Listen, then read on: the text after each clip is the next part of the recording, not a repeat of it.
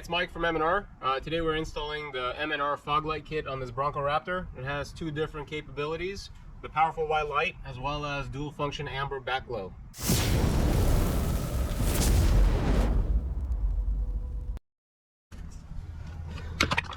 Some pliers, take off 4 push pins just to remove this cover.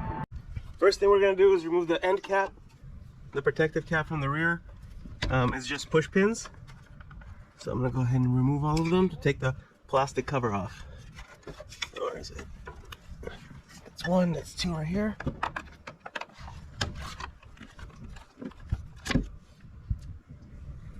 And there's one. Oh, it's hard to get to a couple of them. There's one right here. Let me see. Right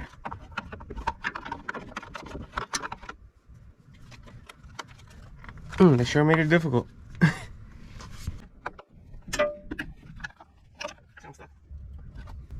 How are they expecting it to get in there?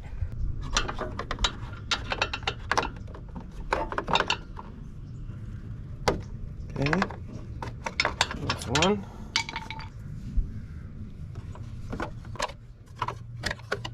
And I have one more.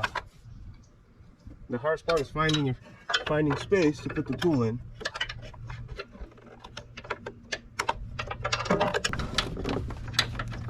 I think I might need another tool. Let me get some pliers.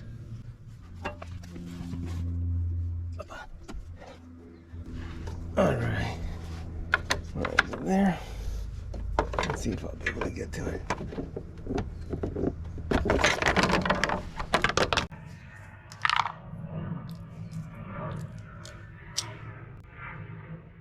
Next thing we're going to do is loosen up the clips that hold the wiring harnesses.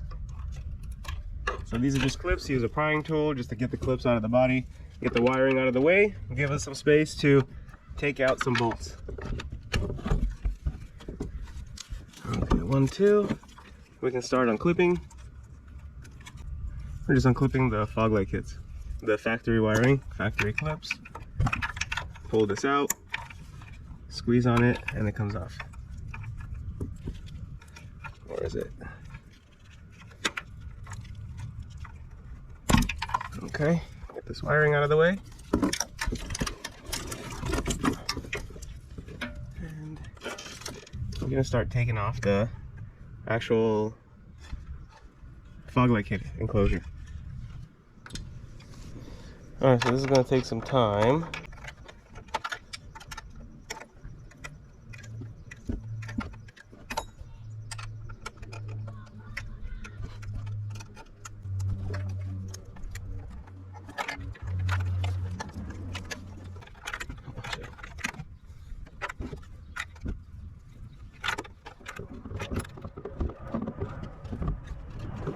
Got the side bolts and I took out the bottom ones. And let's see what else is holding them. Alright, you know what I need? Give me my pliers. Stick the tool in and twist like that. Use a tool with a tool. Hold it with one hand just to get the top bolt out. Like that. And we're just twisting.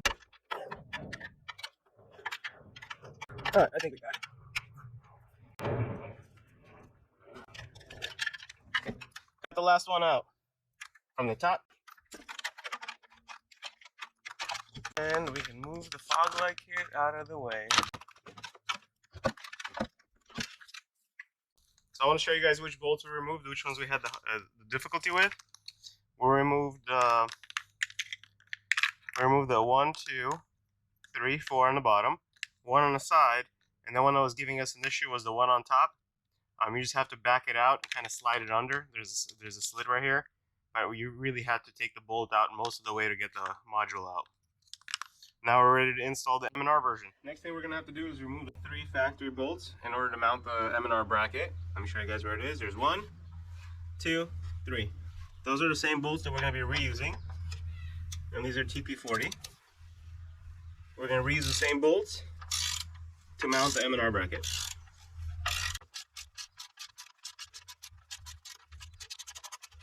Keep in mind in your Bronco Raptor toolkit, you have that TP40.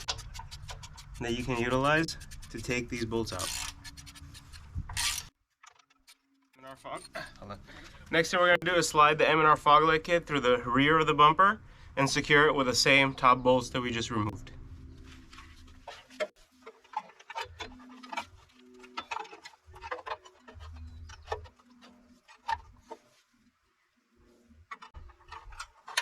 Hand thread them first.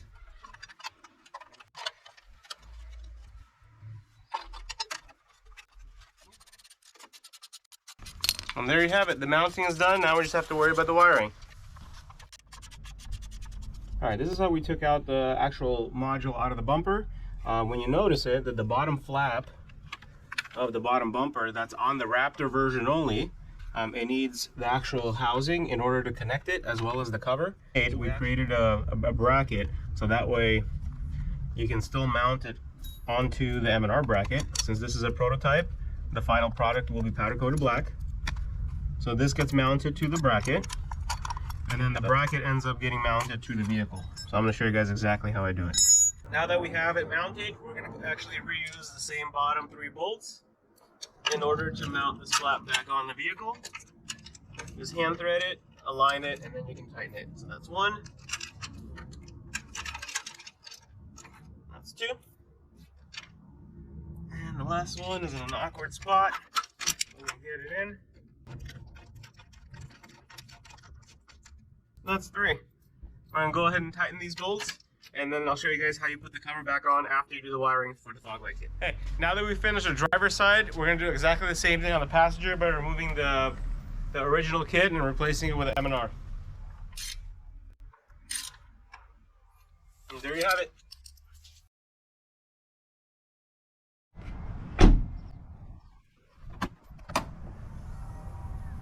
The aux switches is right there in the corner. It's the bundle of wires that have different colors. Every one of these colors has a different corresponding switch. Here, let me pull these out. I like to pull them out of the harness so that way you can see better. Mike, can you teach us what auxiliary switches are? Of course. If your Bronco is equipped with auxiliary switches, you have already powered wires that are in the engine bay next to the hood. So every one of these corresponding colors represents a switch that also has different amperage. We do have charts. You can also check into your vehicle's control panel to see what each color represents in terms of amperage and switch number. But every one of these is a functioning power wire for any type of accessory that you have. We're going to be using them for the fog light kits and for the light bars and for the hood pillars. So let's start wiring. I want to show you guys how the M&R wiring harness looks like. It comes in 3 components. There's 2 wires that are designed for the ground, one for a driver's side, one for a passenger. And there is the main wiring harness, passenger side fog lights, 2 power sources, one for the white light, one for amber. Because the fog light kit has 2 different functions, so we want to be able to control them with 2 switches. So this side is going towards the passenger side.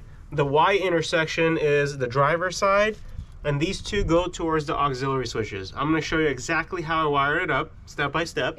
Mike, if someone does not have auxiliary switches on their Bronco, can they still use the M&R wiring harness? No, if your Bronco is not equipped with auxiliary switches, you're going to need a generic aftermarket wiring harness for like a light bar or not. We do have links in the description in case you are looking for one. You can purchase additional on Amazon or eBay. Every order that's placed through M&R has a wiring harness included. If your vehicle is not equipped with auxiliary switches, you're going to have to go with the aftermarket generic wiring harness that we do not sell. What I'm going to do, I'm going to go ahead and grab one end of the wiring harness, and I'm going to feed it above the fender through the splash guard, and maybe somebody can help out and grab it from the top. I will gladly help out. I'm going through, and then somebody has to grab it on the other end. Okay, I got it. Found it. Pull it through. Pull it through. Alright, so this is the end that's going to go towards the auxiliary switches. That Y intersection is going to be powering the driver's side fog light functions, and then we're going to feed this end towards the passenger. That way you'll have plenty of wire in order to do all your connections. Here's that Y splitting that we were talking about. This is going to power all of our light kits. On the light kit itself, I fused all brown wires together, all yellow wires together, and all blue ones. The blue ones are the ground, the brown ones are the power for the white lights, and the yellow are the power for the amber DRL. And I'll show you guys exactly what I do to them. All right, while I have you guys here, we're going to determine which power wire, whether red or black, is going to be controlling the white lights. I'm going to go with red. So I'm going to connect all of the brown wires into the crimp connector with a red wire and crimp it. I'm going to do the same thing with the black wire, except we're going to get all of the yellow wires and crimp it.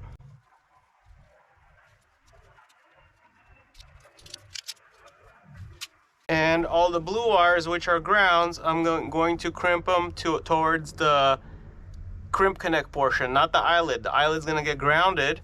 So all the blue wires together, I'm going to crimp them to the black crimp connector.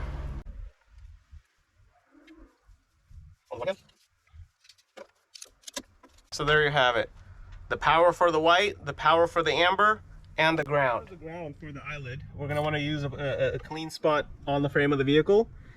From previous installations, we actually utilized this bolt right here when hiding the eyelid. You can also look in other spots behind the engine bay to get a good ground.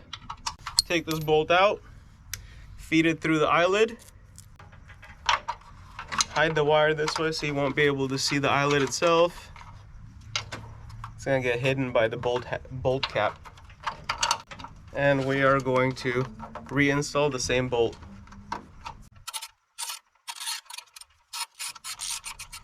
And from doing previous installations, this should be a good ground.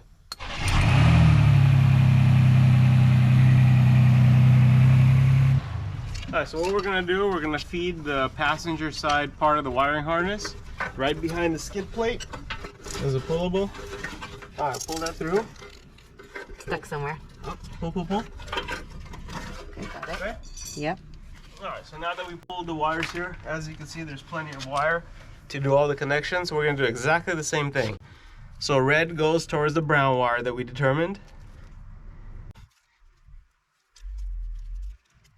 The black is going to do the ambers, which is the yellow wire that we determined. Crimp them, make sure they're still holding in there so they don't pop out. Had that happen before. That happens, just get another crimp connector and recrimp it. And then the blue is the ground. We have the grounding strap. I'll show you guys how to ground it on this side as well. Crimped. We're going to go ahead and use the same bolt as we did on the previous side, on the driver's side. You'll see that you won't be able to see the eyelid that we are using. Put the eyelid through and go ahead reinstall the same bolt. Not sure why Ford used such a long bolt here. Now that we did the wiring, you can make sure to install the additional pieces of the modular bumper that are on the Raptor either before or after the wiring. On the driver's side, I did it before the wiring, and then on the passenger side, I'm doing it after, just to show that you can. First thing you're going to want to do is attach that bottom trim piece onto the M&R plate. So I'll get these two bolts on, and these are factory bolts that we've removed from the factory fog light kit, from the factory bumper setup. Now the M&R bracket is going to get connected to the bottom of the modular bumper by using 3 factory bolt holes, and then there's going to be 2 push pins that are holding the back cover as well. Okay, now we're going to go ahead and reinstall this cover plate back on, and we're going to use the 2 outside bolts holes to reinsert the push pins.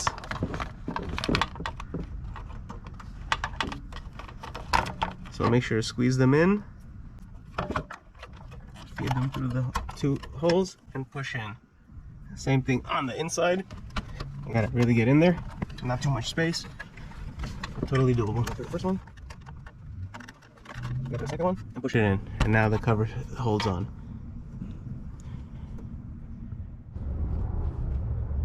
So we've identified a diagram to see what wires are corresponding to what switches as far as the amperage. We're going to put all the amber features of all the DRL lights on this build onto switch number 6, which is a yellow wire with an orange pinstripe. I'm going to go ahead and remove the tip, strip the wire, The amber we've identified as the black wire on the wiring harness itself.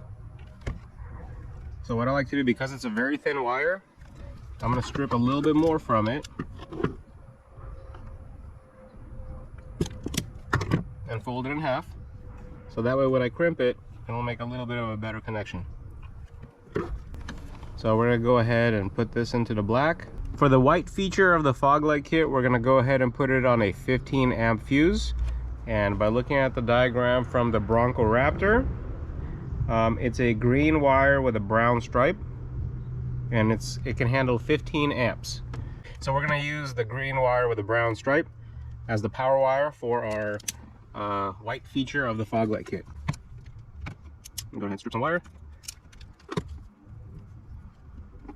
We're going to crimp the red wire to the green, because we determined that the red wire is the white feature of the fog light kit, and the yellow wire we're going to crimp to the black, which is the amber.